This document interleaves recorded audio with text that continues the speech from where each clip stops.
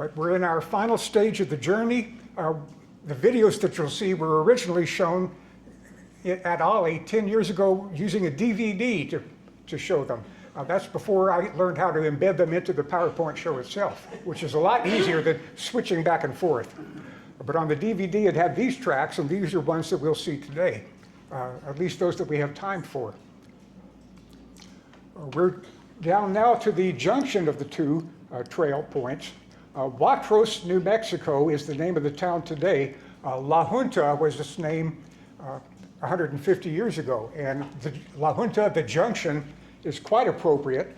The mountain route down from Bent's Fort, that dry Cimarron cutoff joined there for that final stage of the journey to Santa Fe, which is what we can look at today.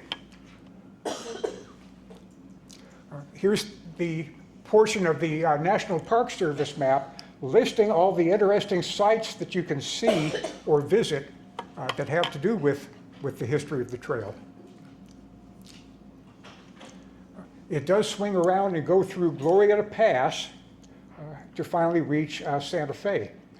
As we'll see, well, at the end of today, the railroad, when it came through, did not go directly to Santa Fe. It went down towards Albuquerque. They had to build a spur to get to that town.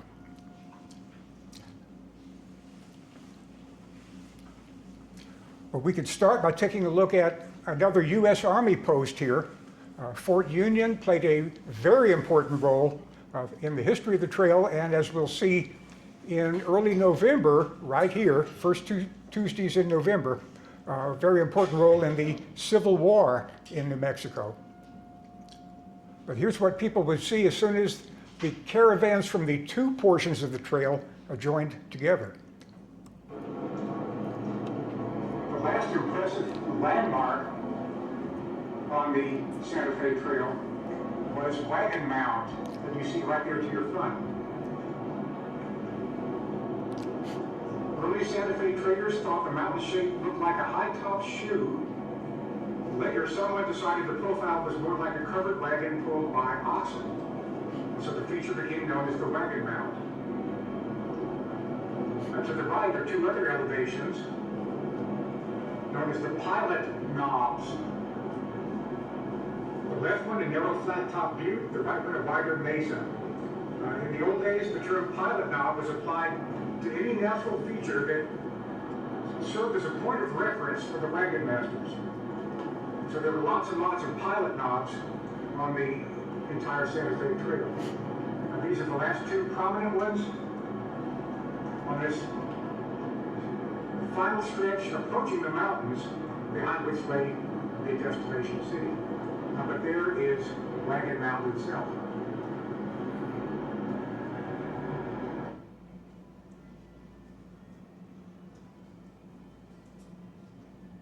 That's what it looked like from closer up.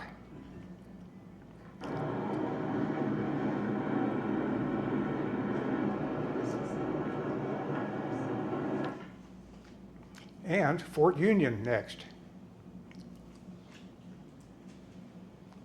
After 1851, this end of the Santa Fe Trail was guarded by the U.S. Army from Fort Union.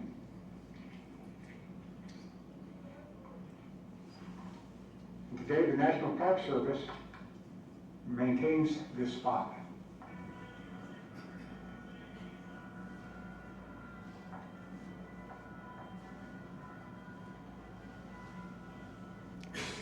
That brown area, of course, is the area brought into the U.S. by the Mexican War. Stephen Kearny, as we saw last week, was the key person involved. They were leading a 2,500-man army to conquer the entire American Southwest. And Fort Union was founded at about that time.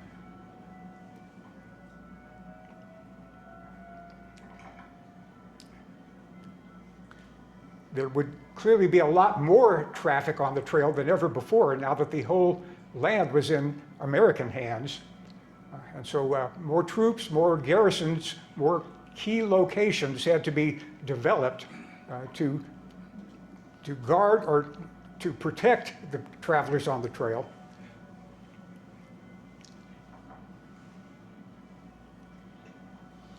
We're just south of Taos, New Mexico, which is, of course, a wonderfully interesting pueblo. Other more temporary garrisons, Fort Bliss is still there today as a city. The other towns built in the New Mexico territory lasted for years or decades. Many of them, of course, had to deal with the Native American tribes in that area.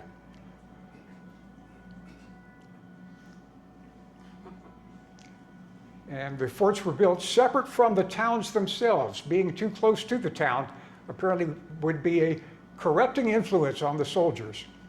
This was an all-volunteer army back in these days, and many people who joined the army in the early 19th century were not the best and the brightest. People who, in some cases, couldn't find a job anywhere else made it into the army.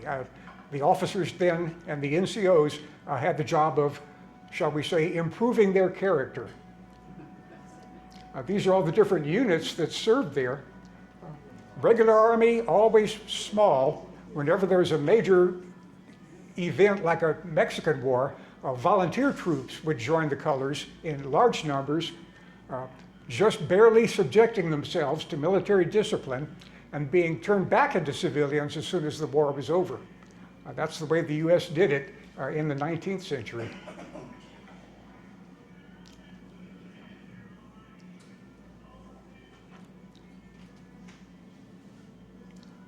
After 1863, a more elaborate fort was built. Simple. This is a good aerial view of the entire fort and the other trail ruts. The Star Fort, built, I believe, in 1862 or 61, when the Civil War was becoming a major factor here. And this picture was taken in April of 1969.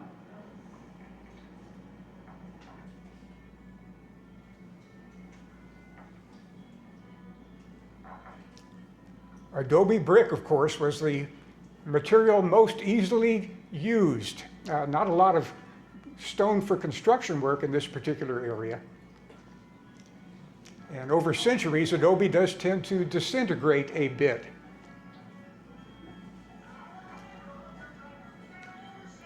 But at its full extent, this is what Fort Union looked like.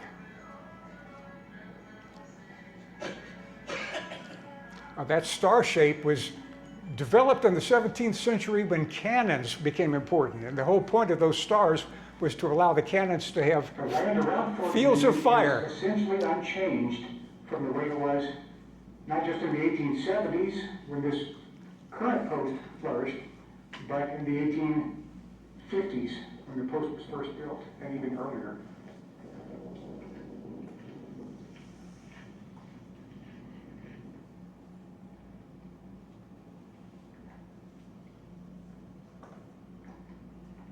This star-shaped fort is the kind that was needed to survive 19th century artillery. Forts using the old techniques of Vauban, the great French engineer of the 17th century, were still being made according to the patterns he laid down. The star shape provided fields of fire for those cannon inside the fort in all directions. Nobody could come up against the walls of the fort without being thoroughly covered by the guns within. This fort, though, never quite attacked, thanks to what happened in Glorieta Pass. That was 1862. More on that in November.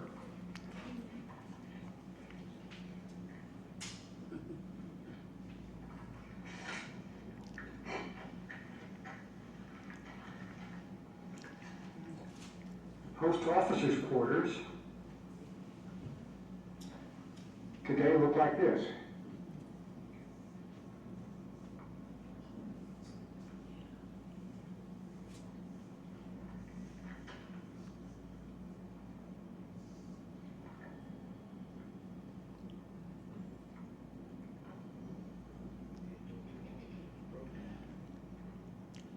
Here's the kind of room an Army lieutenant would have.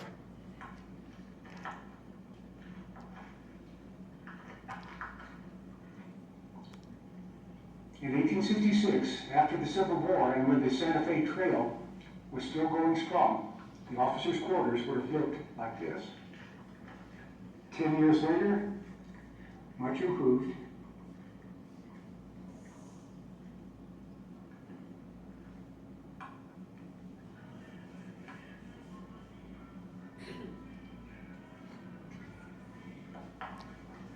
Privates, of course, did not have privacy. Those two words don't go together.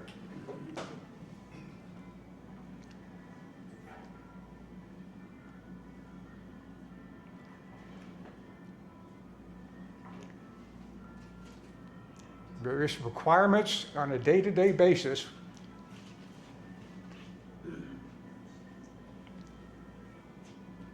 Artifacts remaining. In a few cases, these are archaeological finds from people who've excavated Fort Union. Garrison life, monotonous when patrols are not being sent out on various missions.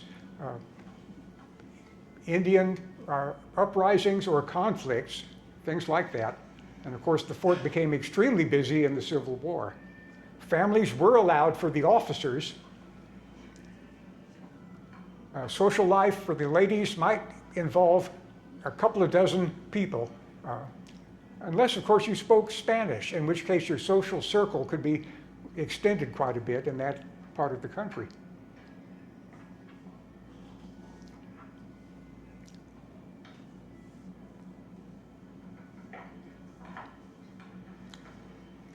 Infantry, the most numerous branch, of course. Cavalry, the most useful on the high plains and in this region of the West.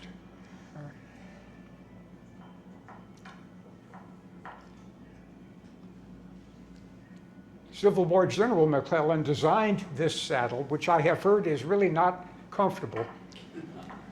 But the point was to keep you on the back of your horse and not allow you to be hastily removed.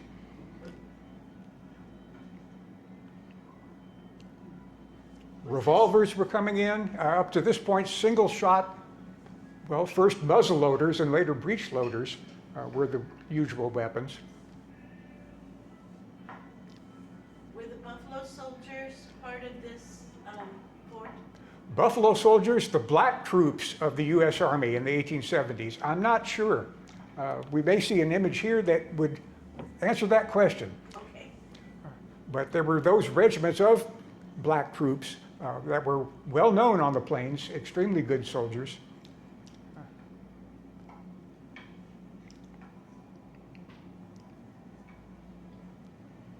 Canteens, of course, things like that, pretty much essential. Shovels, entrenching tools, light cannon, nothing really massive or heavy.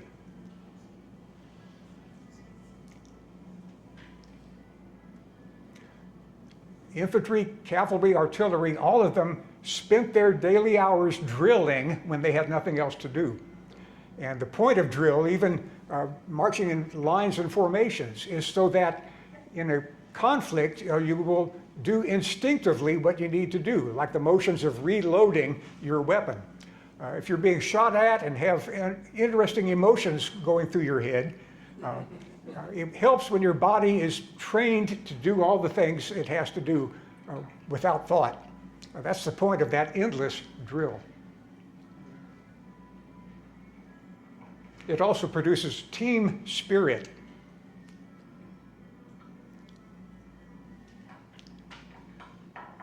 The Indian Wars were a part of this whole story.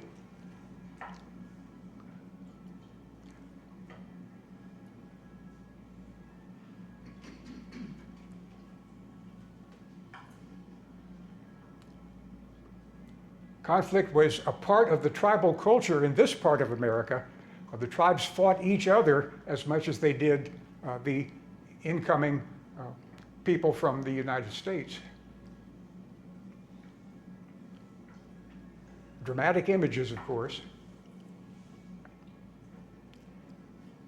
Kit Carson, by far the best known of the mountain men, and in the American Civil War, he had an important role to play in what happened in New Mexico, both with dealing with the Confederate forces who came that way, and also in 1864 with the notorious Long Walk of the Navajo, removed from their homeland to a There's a sundial different location.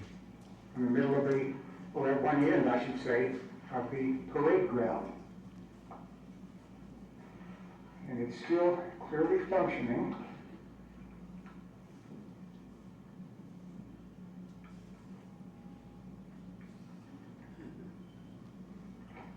Yep, it works.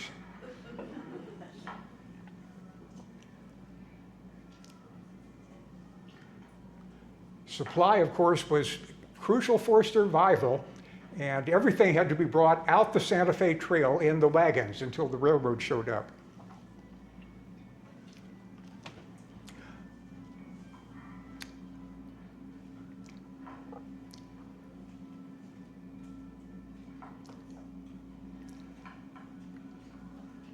And again, that's what the environment would have looked like at that time.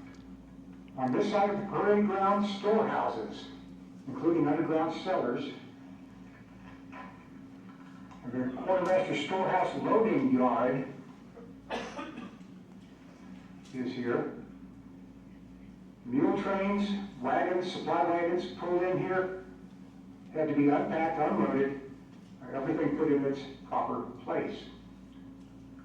The mule trains with their civilian contractors often as their drivers would then move out here to the transportation corral. You can barely see the big rectangle of shaded darker grass. But this is where those mules would rest and recuperate before heading back along the Santa Fe Trail, ready to bring more supplies.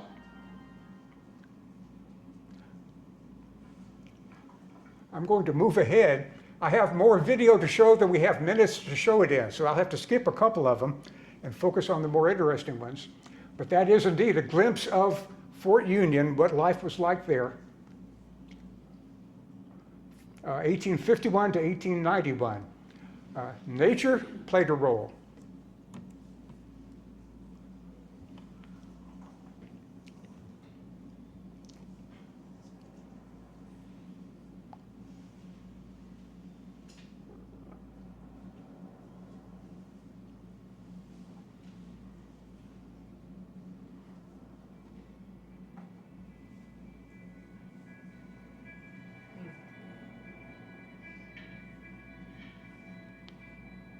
The environment oftentimes kind of just serves as a backdrop or the stage on which historical events take place, when in actuality the environment is really very critical to how those events unfolded.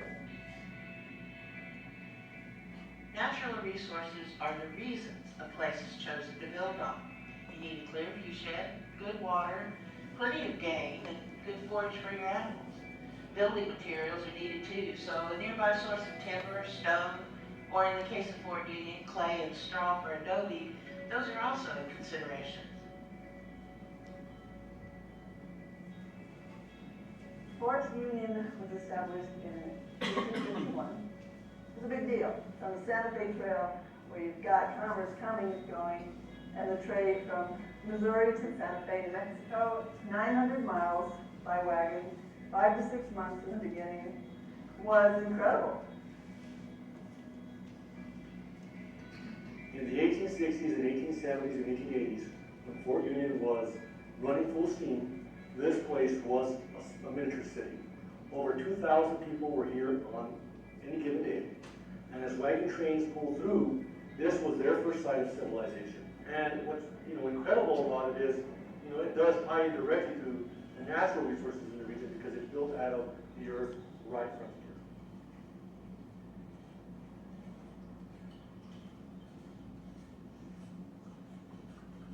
What we do is mud plaster our adobe walls. We usually go through all the walls once during the summertime. We get people, outside people, to help us out. They come and help us for a couple of months. We make our own adobes. We get our soil from the surrounding area, soil and sand, mix it together, and that's what we use to preserve our walls. Right now, this is one of the areas that was pretty much healed off. Yeah, he's doing a third code on this wall right here. And it's not a public code all over through the wall, we're just doing practice right now. Preserving the monument is, it's an all hands on deck, year-round project. If you look around, the ruins are what they are. They're adobe ruins. They're very fragile, and they're very subject to the weather, the wind, the rain, the hail. I know we tried to get a line here. Okay. There's plenty, there's one for everyone. You guys work with our preservation crew and actually apply the adobe to the walls so that when you come back with your parents, you can look at this building and say, yes, that building stands because I helped make it stand. And it is protected and preserved so that other people can come in and see it.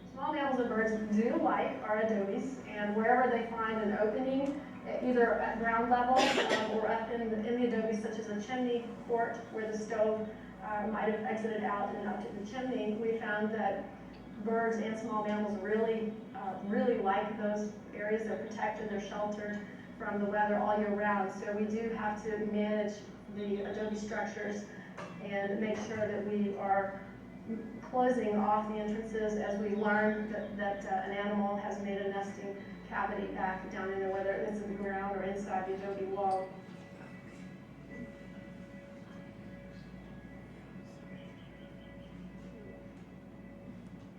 People living on the land shape the natural resources around them. During the Fort period, these grasslands were pretty depleted, but they recovered well in the absence of activity. But remnants of the Fort period are still seen in plant communities. The depressions left from the Santa Fe Trail and utility trails provide unique microhabitats. They catch moisture, and the ground stays moist longer because there's a bit of shade early and late in the day. Some species here in Fort Union are only found growing in the ruts. Places where there were outbuildings or holding pens still show the outlines of these areas and the types of plants that grow there today. It is noticeably different from the surrounding prairies.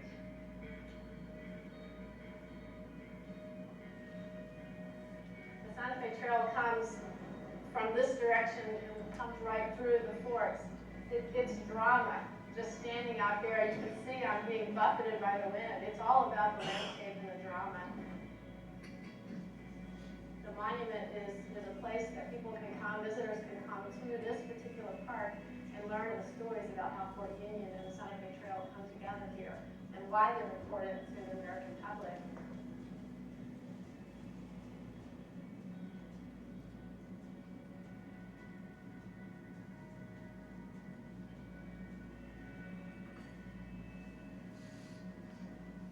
Okay. Yeah.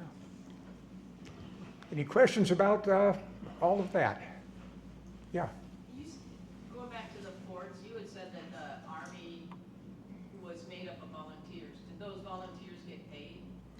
Army was indeed made of volunteers. Did they get paid? There was a standard pay, of course, for people. It was not extremely generous. I don't know the dollar amount, but whatever it was, we have to multiply by about 28 times to get a 21st century equivalent of dollars. That's the usual number applied to the early 19th century. Pay, yes. Certain items would be docked from the pay, uniform items and that sort of thing. But if a person were sensible, he would try to save as much as he could. The privates, the junior personnel might or might not make a full-time career of the Army for decades. Things have changed quite a bit. Yeah. I was wondering if the volunteers included the Mexicans who lived in the area. There were Mexican volunteers also as part of this force. Most of the regular Army people were from the East, but when a crisis happened, the Mexican volunteers did indeed join up. So perhaps not so many in the regular army as in the volunteer units. As we'll see in November, if you want to come back then, the Mexican volunteers with their own Hispanic officers, along with Kit Carson, who spoke fluent Spanish, played a very important role then. The trail goes on, and we could skip this video portion and take a look at well, the fact that it does swing around through the village of San Miguel. Pecos Pueblo is worth looking at. The Glorieta Pass is, again, the last big obstacle before coming to Santa Fe itself. But Pecos right in here, let's take a look at Pecos National Historic Park. It's got its own visitor center. Kozlowski's Ranch is at the eastern entrance to Glorieta Pass. As you'll see when we get to the Civil War, if you come back for those, it had a crucial role to play then. But the Pueblo itself, right by there, Susan McGoffin had interesting things to say about that ancient Pueblo. It existed there, an adobe building, centuries before the white men came to this area. The Indians of the Rio Grande Valley were, of course, the people still there today in their large numbers, still living in their traditional communities, still building their houses, in many cases, of the old materials. Pecos was a large and powerful pueblo, that is an adobe community, on the boundary between the Great Plains in one direction and the mountains and the Rio Grande peoples and tribes in the other. So it was a center of trade even before the white men came.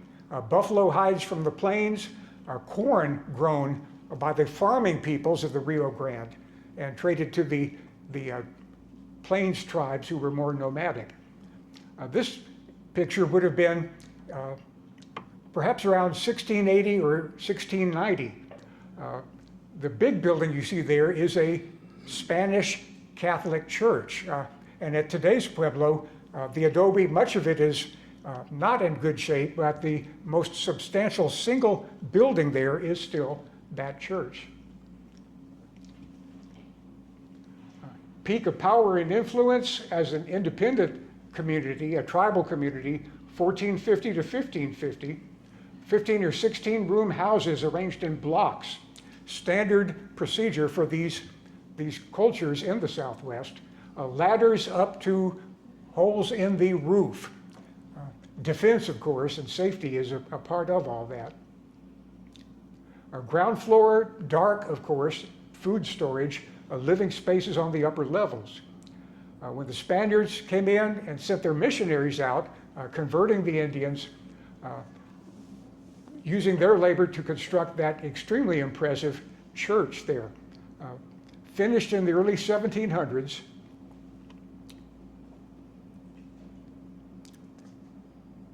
we can take a quick look at the beauties of nature at Pecos Pueblo.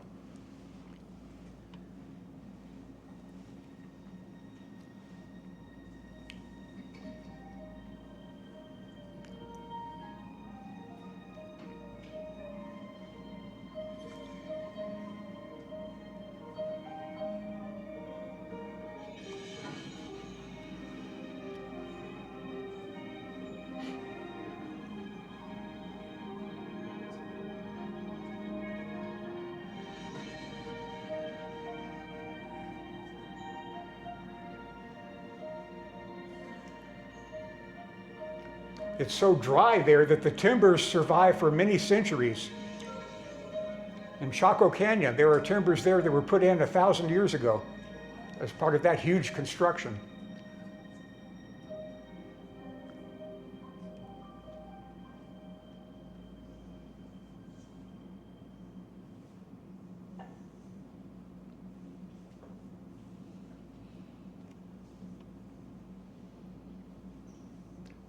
We can skip the museum and ruins and take a look at the history, a brief history of Pecos Pueblo and Glorieta Pass This is an official National Park Service film, and it's done in the usual dignified, stead, serious manner that you would expect of a government agency.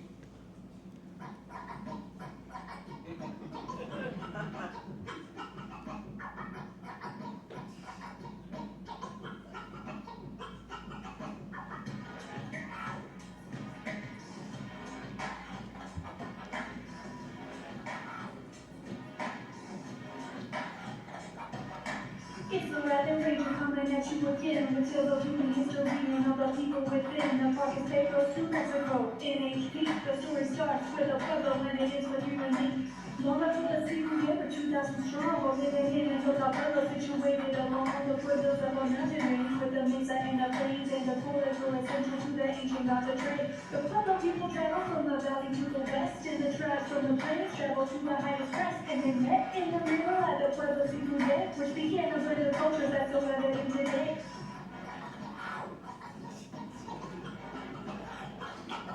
Gloriana, Gloriana, there is nowhere better for an ancient band to settle in moment. Time is so inviting now that we people trade. Well, the one you lay has made.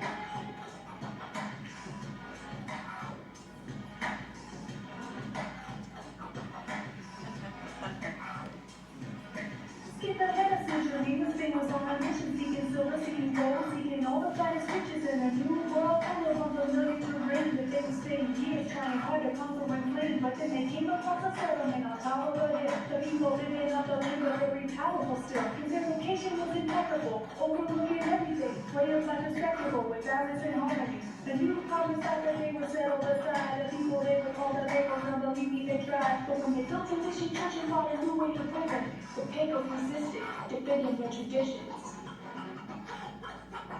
Gloriana, Gloriana, there is no effect for an ancient band to settle in romance. Time is so inviting now that we've been portrayed. Whether one here they had it. Now when the Santa Fe Trail came through that corridor that had served as an east and west trading route before, men from Missouri came through, and what's more, soldiers fought a battle here during the Civil War. Once the war was over, trade resumed along the trail that eventually yielded through the power of the rail. An intercontinental railroad took the stage as the nation jumped into the industrial age. Then came another road, Route 66, connecting Chicago to Los Angeles. And more recently, the interstate came on through. History in the making, that is you. Ancient maps of trade, the trail of that day. It was the railway, 66, and now it's here to stay. Ancient maps of trade, trail of that day. It was the railway, 66, and now it's here to stay. Gloriana, Gloriana, there is nowhere better. Open up the world to new requests. God is so inviting now, power of exchange. Gloriana, get ready to place. Okay. I think that says it all.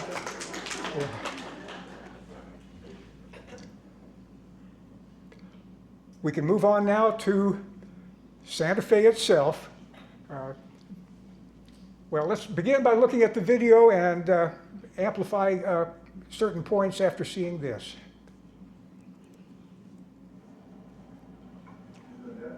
There are murals, extremely good ones there, in the museums in Santa Fe. Of course, it's an art and cultural center. This one gives you some idea of, well, the dramatic colors that you can see in nature, copied here by an artist.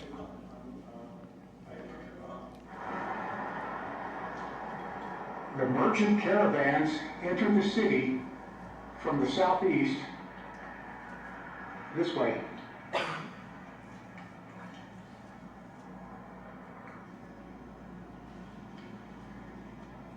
On their right, before they reached the plaza, the merchants would pass the San Miguel Church, built in 1610, and currently considered perhaps the oldest church in what is now the United States. Behind the church,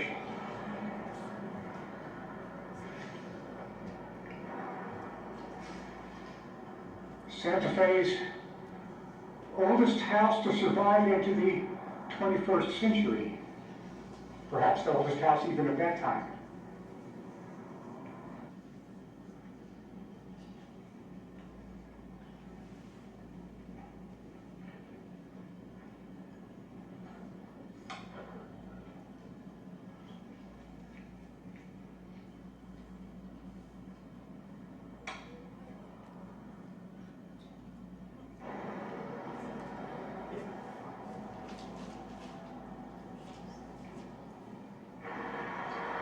Often the members of the caravan would stop a few miles outside of town, unpack their wrinkled but clean, fine clothing, and put on their best duds for their grand appearance in the plaza. They would make their entry with perhaps not pistols firing into the air, but with trumpets sounding, bullwhips snapping and popping, and again, crowds cheering to greet them as they arrived.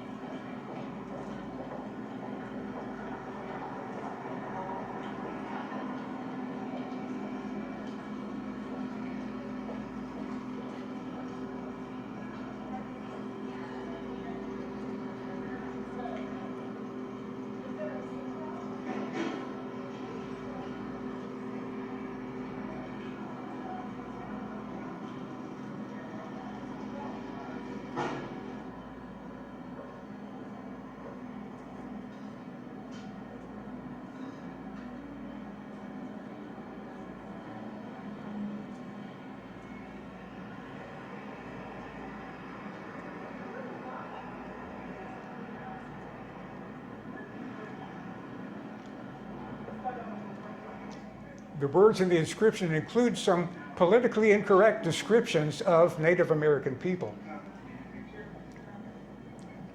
But these reflected the mood and the thinking of the time in which they were inscribed and put there.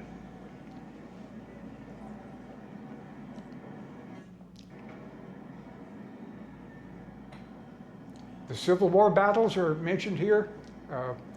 The Union forces, including volunteers from Colorado, from the gold mines in Colorado. No memorials for the Texans who got beat. I think I just gave away the ending of the story. And here's a memorial. This is the plaza where General Kearny proclaimed to the population that they were now part of the United States, but that their traditions and religion would be respected. Indian craftsmen selling their goods have been there for centuries on the governor's palace in Santa Fe. Today, no longer a government building, but the historical museum. Just north of the palace, we have this humble marker to the more humble members of the Santa Fe expeditions and others. To the cattlemen. To American cattlemen and their horses for their glorious role in winning the West. Old-fashioned vocabulary.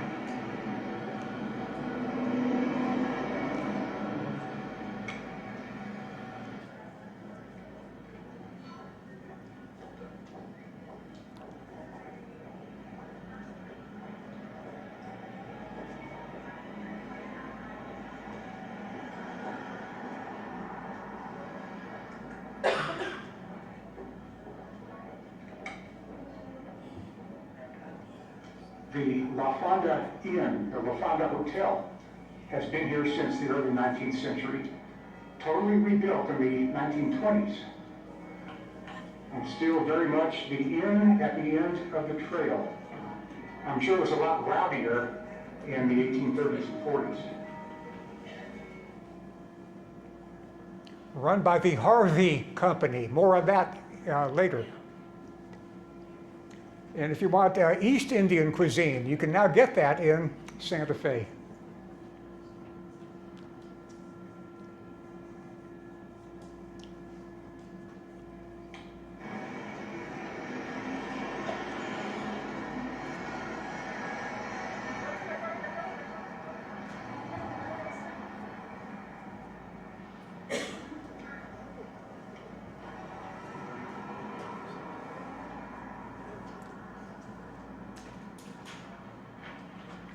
Archbishop Lamy of Santa Fe, the famous, well, fictionalized in the Willa Cather novel, Death Comes to the Archbishop. But for decades, he was a tremendously important figure in the territory of New Mexico.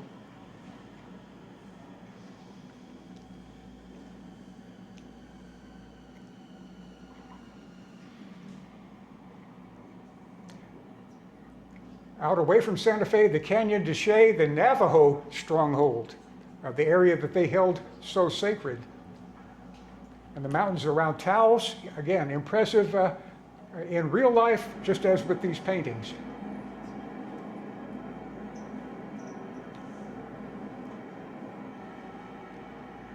The Acoma Trail, the village on that mesa, Acoma, has been inhabited for maybe 900 or 1,000 years. The tribe that lives there, many of them live in houses at the bottom of the mesa or work elsewhere, but all of them maintain a house up there on the mesa. And the guided tours that they give are extremely interesting.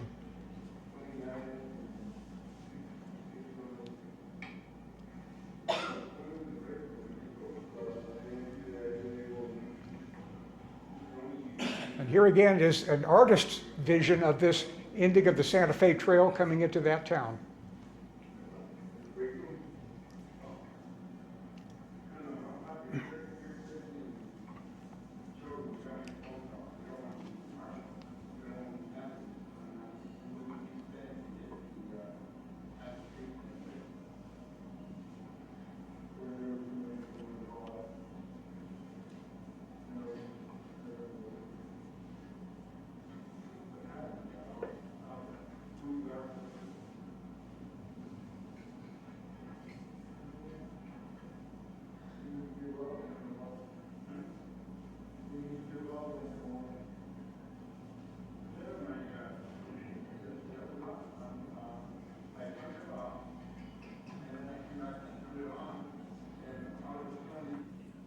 Okay.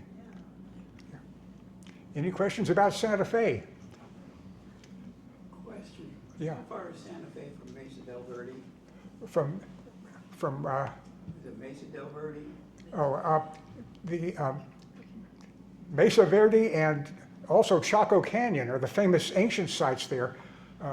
Maybe 100 miles or so. You can take a Rhodes Scholar program that gives you a tour. Well, it starts in Santa Fe and gives you a tour of all the most famous ancient Indian ruins of the area. They take you there by bus. Each of those sites is not super close to Santa Fe. They're maybe 100 miles away or more. But the Four Corners area, where the four states meet, has these incredibly fascinating and ancient Indian ruins. Chaco Canyon, I think, the most famous. Mesa Verde, just over the line in Colorado, quite impressive. The guy who provides those tours for the Rhodes Scholar program is a retired archaeologist who knows his stuff and does a wonderful job of presenting it. He's also an honorary member of the Navajo Nation. So he does have many friends there. Harvey houses. More question before we get to that. Those paintings you showed where the artist painted the mountains and the trails around Santa Fe, what building are they from? I don't know what the location is where those paintings are displayed. I did not make a note of that. But it's in one of the art galleries there in Santa Fe. I should have written that down. How many of you know about the Harvey houses, 1920s, 30s? The railroads coming through will be our final topic here in a few more minutes. But when it did, Fred Harvey decided that train stops ought to provide good food. The Harvey houses were the answer, the chain of extremely good restaurants manned by, if you excuse the expression, the Harvey girls, young women trained to be extremely efficient at their jobs. I think a Judy Garland movie was made about them also. Some of you may have seen that. But the La Fonda Inn itself, as you saw briefly, was one of the Harvey chain. The chain faded out in the Depression years, came back to life very vigorously during World War II, when hundreds of thousands of troops in trains crisscrossed the country. Each Harvey house might be given advance warning as to how many hundreds or thousands of meals they had to prepare on a given day. But that indeed brought the company back to life for at least a few more years. Part of the story of the Santa Fe Trail. Were those watercolors or what were those? Were those watercolors? Does someone here know more about artistic techniques than I do? Well, wasn't it a mural? Didn't you say it was a mural? Yeah. I think some of those were murals, yes. And so was it at a museum? Could I- have been, I think so.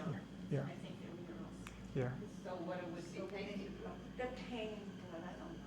Be good. They were attractive. I should have written notes about the location of each one, and I did fail to do that. We're back to the trail. The Santa Fe Trail still functioned into the last third of the 19th century. And as always, this is the final stage in which transportation was done the way it had been for thousands of years. The wagons could move no faster than the ones used by, well, the Romans or even prehistoric peoples back in Europe. The Industrial Revolution changed all that. The speed limit that had restricted the human race for so many thousands of years, that speed limit was finally lifted. And the coming of the railroad, of course, stage by stage, brought that to the Southwest, and each stage put an end to that portion of the Santa Fe Trail. The Union Pacific Eastern Division, beginning in 1863 in Kansas City, and when it got to Junction City, the Santa Fe Trail travelers could take the train from there, train out to that point, and then on to the west. By 1867, we're pressing into central Kansas. Fort Harker by June. Most Santa Fe travelers would get onto their wagons at that point for the remaining 623 miles.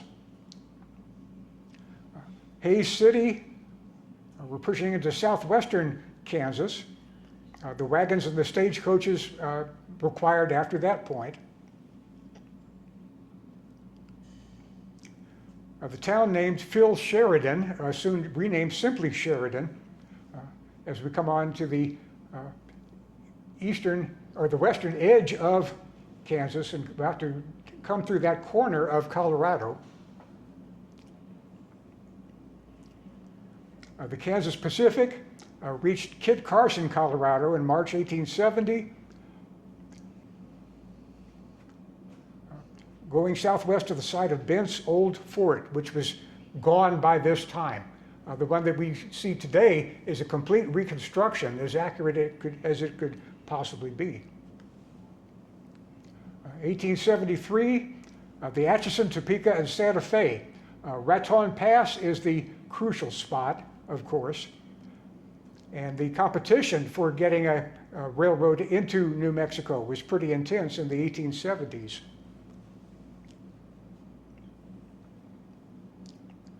Kansas Pacific, trying to stay competitive with the Atchison, Topeka, and Santa Fe, did a 58-mile spur in 1873 on down to Las Animas,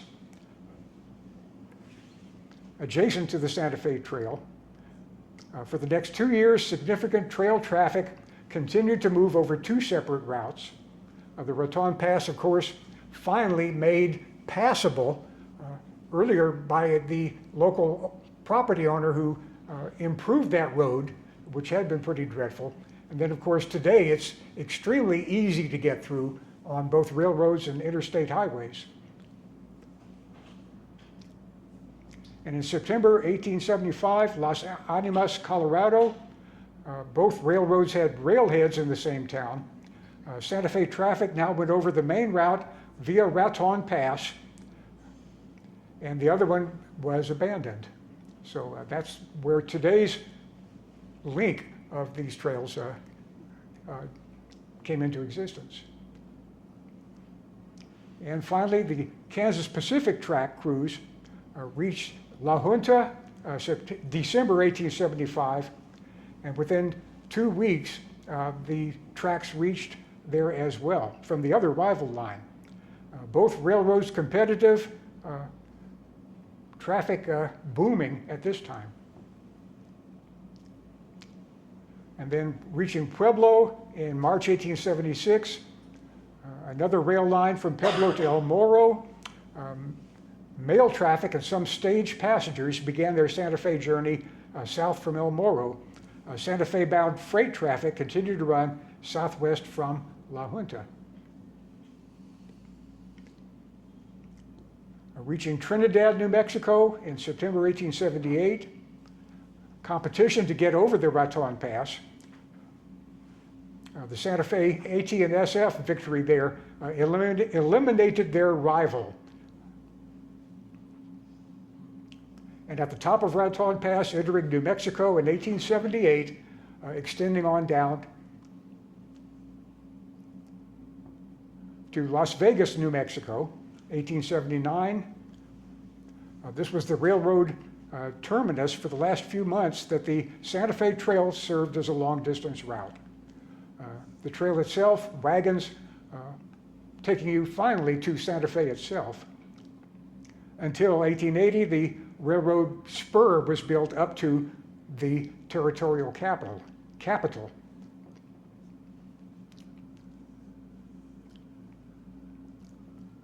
And that's the Santa Fe Trail as it existed at this time. If you want to drive it, that's the guidebook to use. That's the latest edition of it. It's extremely detailed. It provides you information about each one of the towns that you visit along the entire route, recommending, of course, the historic restaurants that are there, cluing you in to even some of the small and subtle sites that you might otherwise miss. On Santa Fe itself, I did email this to those of you who are on the list to receive it. The Michelin Guide USA West has a good 6-page coverage of Santa Fe and the other parts of New Mexico, including the Mesa Verde and Chaco Canyon areas. Santa Fe gets 3 stars. Albuquerque, a much bigger city, gets 1 star. It's interesting, but it cannot compete with Santa Fe. These are the trails that Tuesdays at 10 have examined over the last few years. We've started with the National Road, took the Oregon Trail out to Oregon. The California Trail branches off from there. We didn't give it separate treatment, but the 2 stories of those 2 trails coincide. And now, of course, the Santa Fe Trail. Covering the whole country, historic trails of all sorts. The green one, green pattern there is the Trail of Tears for the 1830 expulsion of the Native American landowners from the eastern U.S. And the Santa Fe Trail, just a couple of years ago, had its bicentennial.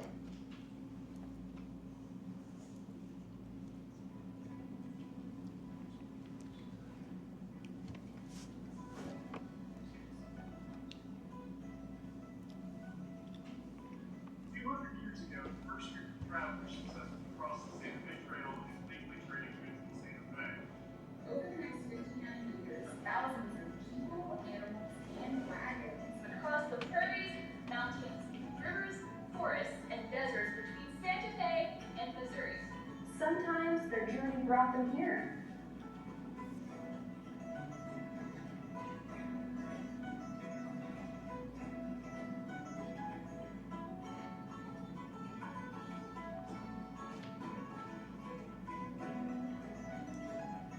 Fort Larned we've looked at. That Capulin site is not right on the trail. It's a few miles off from there.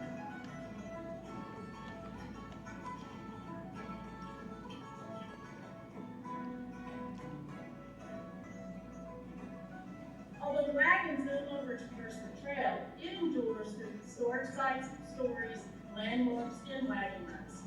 In 2021, we encourage you to travel the trail, whether in person or virtually. As we reflect upon the past 200 years of commerce, conflict, and culture on the Santa Fe Trail.